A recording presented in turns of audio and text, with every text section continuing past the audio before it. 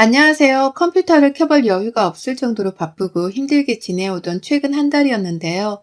마음 굳건히 다잡아보면서 제 사연을 여러분들께 들려드려 볼까 합니다. 정신이 없고 심적으로 많이 힘든 상황이라 그리 많이 횡설수설할 수도 있겠지만 여동생 1인 마냥 정성 들여 들어주시면 감사하겠습니다. 저는 얼마 전에 과부가 되었어요. 한자 말 그대로 남편이 죽고서 배우자가 없이 혼자 사는 여자가 된 것이죠. 아주 어릴 적에 남편을 여윈 청산과부는 아니고요. 다행히 제 나이는 올해 44이랍니다. 남편하고는 27에 결혼을 해서 17년 함께 살았어요. 함께 살다 보니 결혼하기 전처럼 매일이 설레고 좋은 점만 있는 건 분명 아니었답니다. 남편이랑은 치고받고 싸우지만 않았을 뿐 늘상 전쟁을 치르는 듯이 살았었고요. 저는 워낙 빠릿빠릿 성격이 급한 편인데 남편은 세우라 내워라 서두르지 않고 사는 성격이었는지라 정반대의 서로가 늘상 부딪히는 편이었어요. 주로 화를 내거나 신경질을 부리는 것은 저였고 성격대로 사는 것뿐이었던 남편을 보면서 으르렁거리며 그러지 말라 사는 것 또한 바로 저였습니다. 같이 부부로 살면서 저희가 딸 자식만 둘을 뒀는데 애들을 처음 낳았을 때도 걱정을 하기는 했으나 점점 더 애들 머리가 크고 나서부턴 돈 들어갈 게 정말 한둘이 아니더라고요. 애들 친구들이랑 놀게 해주느라고 엄마들 사이에 껴서 사람도 사귀어야 했고 여기저기 남들이 키우는 것만큼 키워보겠다고 애한테 좋다는 곳들은 여행이든 현장학습이든 찾아가곤 했습니다. 그러려면 하나같이 다 돈이 필요했고요. 그 돈은 늘상 남편에게서 찾았었네요. 저 또한 막내가 7살이 될 때까지는 남편이랑 함께 맞벌이로 살면서 돈을 벌어왔는지라 회사 다니는 것이 얼마나 힘들고 또 스트레스가 쌓이는지를 잘 알고 있었거든요. 하지만 막상 일을 그만두고서 주부가 된 후로는 뭐가 그리 답답했었는지 남편에게 돈을 더 벌어오라고 제때 승진을 해서 아이들을 좀 보란듯이 당당히 키워보자며 늘 보챘답니다. 그런 저의 말에는 씁쓸하게 웃어 보이며 그게 어디 말처럼 쉽냐고 묻던 제 남편이었죠. 남편의 그 표정을 보면 답답하다고 또 짜증을 내거나 구박을 하며 같은 레파토리를 자주 왔다 갔다 하며 대화를 나눴어요. 그런데 말이죠. 참 좋은 게 없어 보이는 사이이긴 해도 저희는 부부였습니다. 같이 피를 나눈 자식을 둘이나 가지고 있는 부부였습니다. 서로 싸우고 지지고 볶아도 결국 내 남편은 저의 가장 가까이에 있는 사람이었어요. 미워도 늘 따뜻한 밥을 차려주고 출근하러 나가는 뒷모습이 너무 힘들어 보여 안아주기도 하던 저였습니다. 남편한테 부담이 될까 싶어서 저한테는 돈 한 푼을 쓰지도 않은 채 아껴 쓰기도 했고 이 글 한 편에 다 담을 수는 없지만 저희 부부는 서로를 많이 의지하면서 살았어요. 남편도 그렇고 저도 그렇고 서로가 없는 세상은 상상을 해보지 못하고 살았습니다. 죽기 살기로 싸운 후에도 잠들기 전에는 같은 침대 위에서 늘 미안하다 고맙다 하면서 꼭 안아주던 우리였는데 남편이 갑자기 죽어버렸어요. 원인은 교통사고였고요. 마지막 인사도 건네지 못했습니다. 그건 저희 딸들도 마찬가지였고요. 한순간에 멀쩡한 가정이 산산조각이 나버렸고 저는 할 수 있는 것이 아무것도 없었어요. 내 남편이 죽었다는 사실이 믿기지 않아서 거의 며칠을 멍만 때리고 있었던 것 같습니다. 그 바람에 친정 식구들이 저를 도와 제 딸들을 대신 돌봐주고 식사도 챙겨주며 정말 난리도 아니었죠. 저희 언니가 아예 애들을 데리고 자기 집에 가서 며칠 동안 재우며 학교에 보내기도 했었습니다. 저는 친정엄마가 정신 차리고 빨리 애들 생각을 하라며 다그치는 바람에 겨우 일주일 정도가 지나고 나서야 온전히 아이들의 엄마로 돌아온 것 같아요.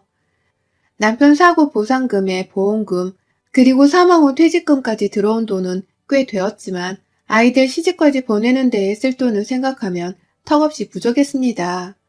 그래서 열심히 일자리를 알아보면서 저 스스로 빨리 돈을 벌어보려고 엄청 노력을 했는데 요즘 코로나 때문에 청년들 실업률도 높다고 하더니 저 같은 아줌마는 어디 이력서 한 장도 제대로 넣기가 힘들더라고요. 경력 단절이 너무 오래되어 제대로 된 사무직에서 일을 할 수도 없었습니다. 그러니 진작에 사무자리는 포기를 한 채 또 열심히 저 같은 사람을 받아주는 식당 알바라도 해보겠다며 여기저기 다녔어요. 그러다 겨우 운이 좋게 파트타임 일자리 하나를 구해서는 저녁에만 몇 시간 일을 하며 푼돈이라도 벌기 시작했고요. 아직 월급도 받지 않았을 만큼 시작한 지 얼마 되지 않은 초짜백입니다. 그런데 이렇게 바쁘게 변한 상황을 인지하면서 살아가고 있는 저의 정신이 요즘 들어 확 깨곤 하네요. 뭐에 쫓기듯이 일을 하러 가고 집에 와서는 아이들을 돌보고 주변 사람들의 안부 전화를 받으면서 보통처럼 잘 살아보겠다고 애를 쓰고 있었는데 이런 저한테 시누이가 망치로 머리를 때리듯 번쩍 정신이 살아나게 해주더라고요. 뻔뻔한 막말을 쏟아내면서 말이죠. 저희 시누이로 말할 것 같으면 저희 남편을 아주 쏙 빼닮은 남편의 누나입니다. 단 성격은 아주 정반대였죠. 약간 저랑 비슷하고 성격이 급한 편이고 성질도 자주 부리는 편인데 그 화를 저한테도 참 쉽사리 내더라고요. 저는 윗사람이라고 형님을 좀 배려하고 존중하려 하는 편이었다면 형님은 전혀 그런 기미가 없으셨어요. 오히려 아랫사람이라고 절 참 함부로 대하는 분이셨답니다. 결혼을 하고서 신혼집을 들어가니 자기 방을 하나 만들어 놓으라는 이상한 소리를 하더라고요. 자기 식구나 가족들이 저희 집으로 왔을 때 숙박을 할 수 있도록 여분의 방을 만들어 두라면서요.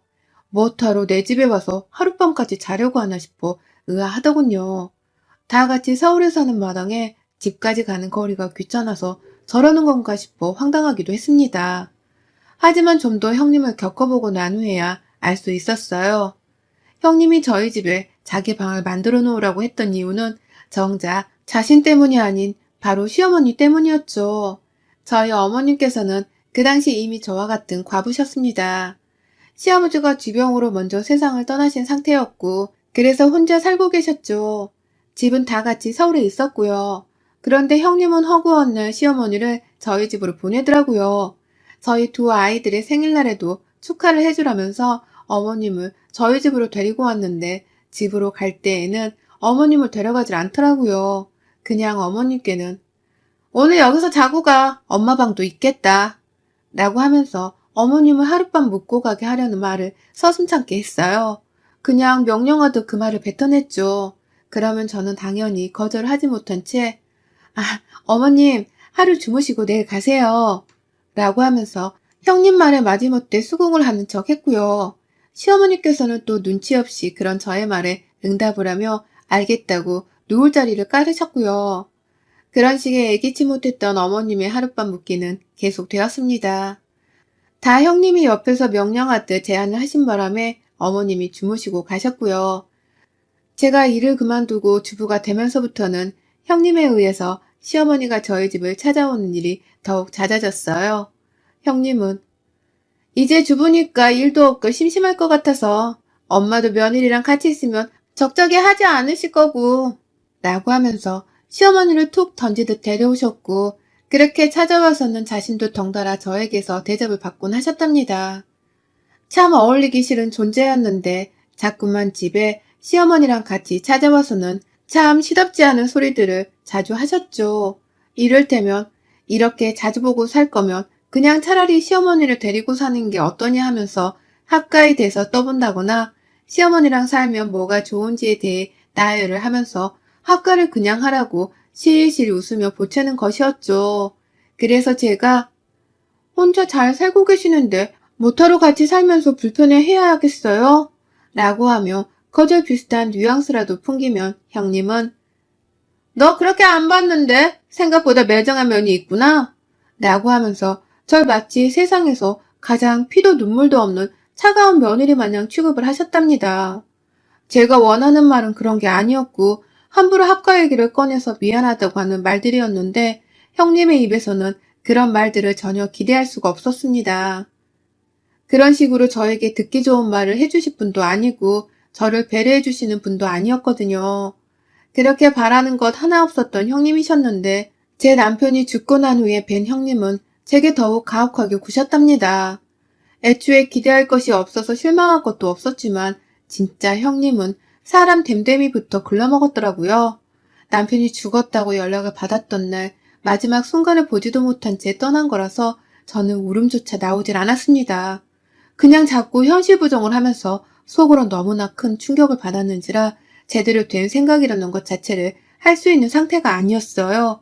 그런데 형님은 저마다 슬픔을 표현하는 방식이 다른 건데도 불구하고 그런 저한테 넌 울지도 않니? 억지로라도 좀 울어봐. 네 남편이 죽었는데 내가 너보다 더 운다는 게 말이 돼?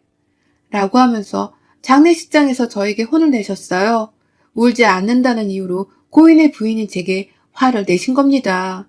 그 바람에 우리 큰딸은 그간에도 늘상 저를 괴롭히더니만 아빠 죽은 날에도 우리 엄마를 괴롭히려 하냐면서 엉엉 울며 지 고모한테 나가라 소리를 지르고 장례식장은 제 딸과 신우이의 이 어처구니 없는 말싸움 때문에 오만 조문객들의 눈초리를 받았고요. 저는 저대로 형님이 뭐라 짓거리던 딸이 뭐라고 울부짖던 아무것도 들리지 않았기 때문에 그냥 멍만 때리고 있었어요. 나중에야 제정신으로 돌아오고 나서야 신우이 한 말들이 다 기억이 나면서 우라통이 치밀어 오르더라고요. 그래서 계속해서 벼르고 또 곱씹으며 신우이를 원망하고 있었는데요.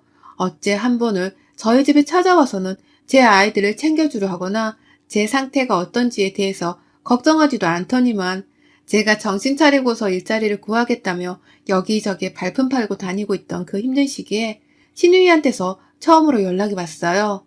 남편이 죽고 난 후에는 처음으로 온 연락이었죠. 웬일로 연락을 했나 싶었습니다. 저 힘들 때 도움 한 번 안 주려고 하던 매정한 여자였는데 남편까지 죽은 마당에 나랑 뭐 볼 일이 있어서 연락을 한 건가 싶었어요.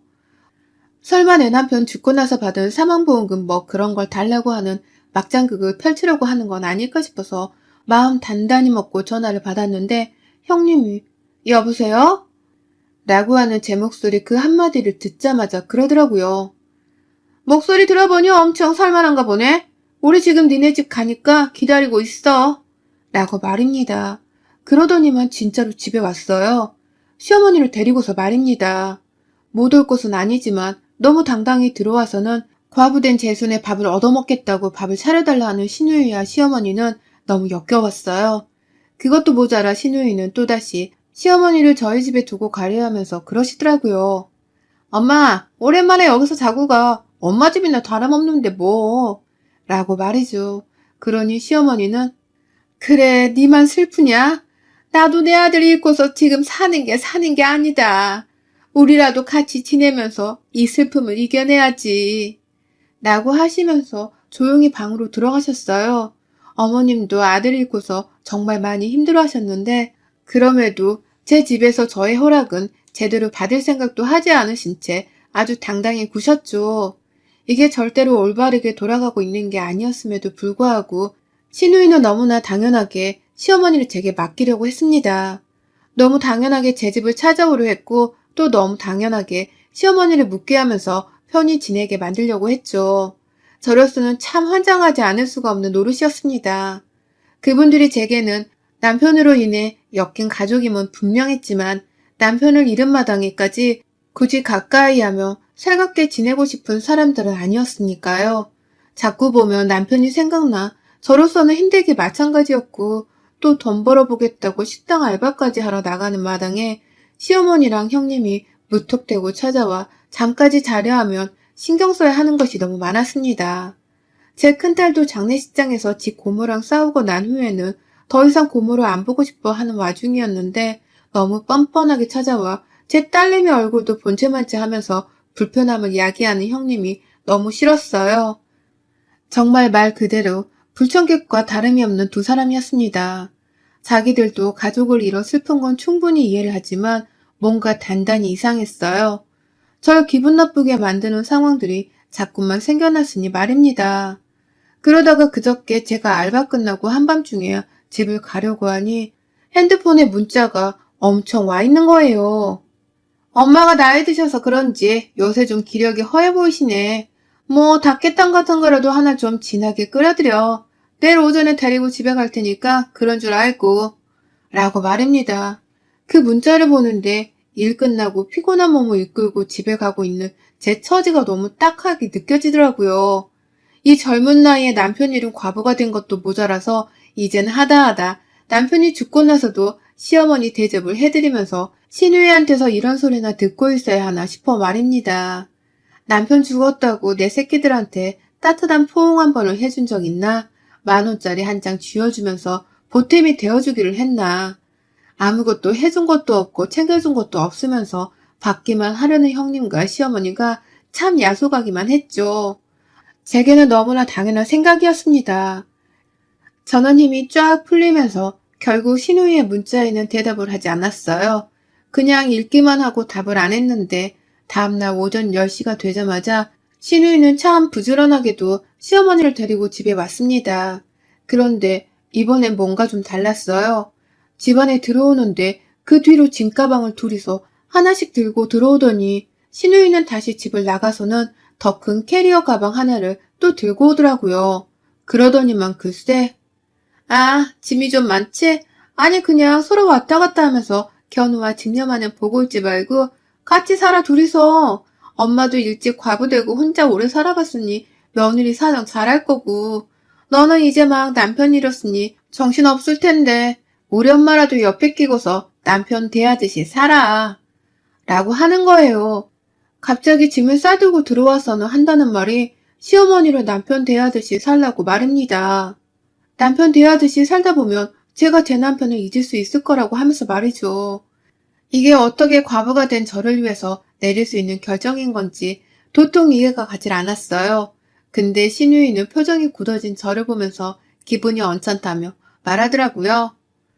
남편한테 밥 해주고 빨래 해주고 했던 것들을 다 우리 엄마한테 하면서 살라고. 내 말 알아들어? 그렇게 살면 남편도 금방 잊혀질 거야. 너 어차피 사망보험금 받았을 텐데 설마 그 돈으로 너 혼자 네 새끼들 키우면서 쓸 건 아니었지? 우리 엄마는 그럼 무슨 죄야? 혼자 저렇게 며느리 밥도 못 얻어먹어보면서 늙어 죽으라 하는 거야? 라고 말입니다. 그 말을 하면서 저를 무슨 개차반 비슷한 걸로 보도 째려보는데 화가 치밀어 오르더라고요. 바로 그 자리에서 그럴 일 없습니다. 짐 도로 가지고 나가셔야겠어요. 이 집에서 시어머니 모시고 살 계획 없었고 앞으로도 없습니다. 라고 대답을 하니 신우이에 이어서 시어머니까지 기겁을 하며 저를 째려보는데 시어머니는 급기야 내 아들 집에 내가 살겠다는데 왜? 라고 하면서 고함을 치시는 거예요. 옆에서 신우이는 같이 열을 올리면서 짐가방을 보란듯이 풀려고 했고요. 그제서야 저도 확 심장이 쪼그라들면서 이것들을 당장 내 집에서 내보내야겠다는 생각밖에 들질 않더라고요. 그러니 바로 두 여자들이 들고 온 짐가방부터 제 손에 챙겼습니다. 신우이는 짐을 풀려고 하는데 저는 짐을 끄집어 던져내겠다고 아주 미친년 마냥 소리를 질러가면서 짐가방을 빼서 들었고요. 가장 큰 캐리어 가방 하나는 제가 힘으로 밀어 내쳤다가 복도 밖에서 계단 아래로 미끄러져 떨어지는 바람에 우당탕탕 대면서 아래층으로 굴러 떨어졌어요. 연로하신 시어머니는 그 가방 속 소지품들이 다 아깝다면서 그걸 또 집어들겠다고 계단을 따라 내려가셨고요. 옆에서 신우이는 집에서 죽치고 있어야지 왜 나가? 라고 하면서 시어머니를 붙잡겠다고 따라 나가더라고요. 그리고 전 나가는 신우이의 뒤통수에다가 마지막 남아있던 짐가방 하나를 마저 집어들고선 던져버렸습니다. 들고 온 가방에 뒤통수를 맞은 신우이는 비명을 지르며 저를 뒤돌아봤는데 저는 뭘 보냐며 그냥 그 자리에서 신우이의 얼굴을 손바닥으로 밀어버리며 집 밖으로 내보냈죠. 남편 죽고 나서 어머님 형님이라 부르며 가끔 인사드리는 것만으로도 나는 최선을 다하며 사는 거니까 더 건드리지 마세요. 가뜩이나 사는 게 힘들어 뒤질 것 같은데 나 또 건드렸다가는 그때 진짜 과부된 년한테 손찌검 제대로 당할 줄 알아. 다들. 라면서 내 집 앞에서 쫓아내겠다고 발악을 하니 시어머니는 밑에 층에서 짐 좀 올려줘. 라며 난리를 피우고 있고 신우이는 신우이대로 저한테 등 떠밀려 쫓겨난다고 죽는 소리를 해대며 정신을 못 차리고 있고 총체적인 난국과도 다름이 없었습니다. 남편을 잃은 후로 웬만한 사건 사고들은 다 일도 아니라 느껴질 줄 알았는데 시어머니랑 신우이 하는 짓거리를 보니 혼이 다 쏙 빠졌어요. 그러니 그냥 문 닫고 귀를 막아버렸고요. 밖에서 한참 캐리어 끌고 계단을 올라오느라 낑낑거리는 소리를 해대다가 이웃집에서 조용히 하라고 항의하며 나오신 바람에 두 사람은 망신이라며 입을 꾹 다물곤 금세 사라졌어요. 시어머니는 그래도 나이가 있으셔서 그런지 난리쳐서 미안하다고 문자를 보내오셨으나 저는 신우이의 사과를 기다릴 거고 합과는 여전히 없는 일이라며 못을 박았습니다. 그러니 시어머니도 시누이의 사과를 받게 해주려고 하시는 건지 지금까지 깜깜 무소식이네요. 이게 바로 그저께 있었던 일이었고요. 전 그날 후 이제는 시어머니나 형님이 없다고 생각을 하면서 살기로 했습니다. 내 남편 살아있을 적부터 윗사람같이 굴지 않던 사람들인데 그나마 남편 잃고서도 가족 대접을 해주며 가끔 인사를 하고 살려 했더니만 이렇게 막무가내로 시누이가 자기 엄마를 저한테 모시라고 할 줄은 정말 상상도 못했네요. 내 남편 사망보험을 가지고서 시어머니를 모시게 되면 이래나 저래나 자신이 짊어져야 할 짐이 줄어드는 것이었으니 좋았겠죠. 그러니 저한테 그런 부탁을 뻔뻔하게 했었을 테고요. 하지만 어쩌나요? 전 절대로 시어머니를 바보처럼 꿈쩍 않고 모실 생각이 없는걸요. 나 하나 애들 키우며 사는 것도 힘들어 죽을라는데 어딜 감히 시어머니가 내 집구석에 들어와서는 누울 자리를 뻗으려 하는 건지. 가만히 손 놓고 내 손에 호강받으면서 사는 꼴을 절대로 두고만 보진 않을 겁니다. 그 덕에 시모 모실 걱정 한번 하지를 않고서는 자기만 편하게 살려 한 시누이 꼴도 절대로 그냥 두고 보진 않을 거고요. 전 절대로 어머님이랑 합가 안 합니다. 시누이의 뻔뻔함 때문이라도 더더욱 두 사람을 호락호락 내 집에 들이지 않을 거라고요. 여러분의 생각은 댓글로 남겨주세요. 오늘도 시청해주셔서 정말 감사합니다.